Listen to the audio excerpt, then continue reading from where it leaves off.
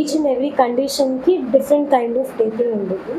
So plantar ఫేషియైటిస్కి మనం taping ఇలా చేస్తే ఇంప్రూవ్మెంట్ రిజల్ట్స్ కూడా ఉంటుంది అండ్ ఇది ఫెసిలిటేట్ చేస్తుంది అక్కడ ఉన్న ప్రాక్యులర్ సెక్షన్కి హెల్ప్ అవుతుంది. నర్వ్ ఎండింగ్స్ ఉంటాయి కదా, సో వాటికి హెల్ప్ అవుతుంది అండ్ రేంజ్ అనేది కూడా ఇంక్రీజ్ అవుతుంది. ఓకే, ఇది ఎంతసేపు పెట్టాలి ఈ టేపు? సో ఇది టేప్ వచ్చి 3 to 4 days ఉంటుందండి. సో ఇనిషియల్గా వచ్చేసి మనం టెస్టింగ్ చేస్తాం, ఎందుకంటే ఇది అడెసివ్ టేప్తో అయి ఉంటుంది.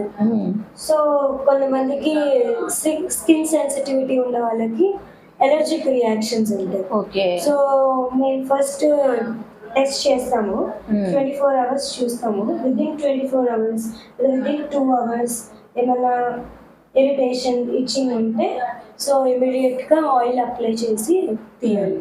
ఇన్ కేస్ సివియర్గా ఉంటే కొంచెం రికమెండ్ చేయాలి, but we mostly avoid to severe cases అన్నమాట. ఓకే, ఇనిషియల్గానే టెస్ట్ చేసి చూస్తాము. సో అంకుల్కి ఇనిషియల్ స్టార్టింగ్లో వచ్చి అసెస్ చేసినప్పుడే అడిగాను ఏమైనా ఎలర్జిక్ రియాక్షన్ స్కిన్ సెన్సిటివిటీ ఉందా అని. ఓకే, సో ఇప్పుడు ఇది 3 days పెట్టుకోవాలా? 3 days ఉండాలి.